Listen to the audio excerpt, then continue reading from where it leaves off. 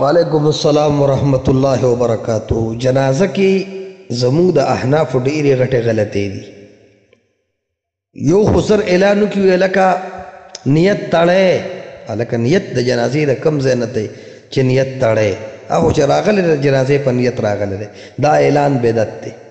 بیا خلکو یو لوی پرپړه نیت جوړ کړی دی او په خوله وایي، دا دویم بدعت دی. اعلان کول ولا یو بدعت او بیا په خوله ویل دویم بدعت. او څوک به کله آواز وکړي لکه شاته نه آواز کوی، دا څه خبرې دي. دریم سبحانک اللهم وبحمدک وتبارک اسمک جنازه کې وی په دې هیڅ دلیل نشته.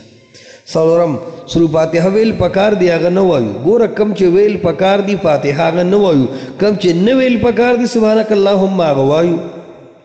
بیا پیزار وباسو، پاک پیزار وباسو، بس خاص مکه ودرېږو.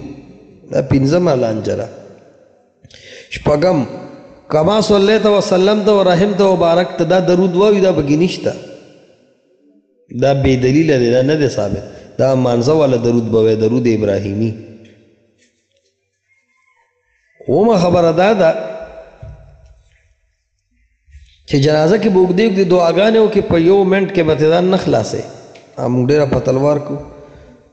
اتم دا چې بیا اعلان وشي جنازې نه پس وي دعا ورته وکړې، نه ځان له بدعت دی. جنازې نه پس دعا نه، دا ټول بدعات دي. ښه د دې نه ځان ساتل پکار دي. جنازه کې فاتحه ویل دي، هغې څوک هم خیال نه ساتي. دعا ډېره شاټ کړي، دا هم غلطه طریقه کوي. بس ټول بدعات بدعات دي. الله دې موږ وساتي.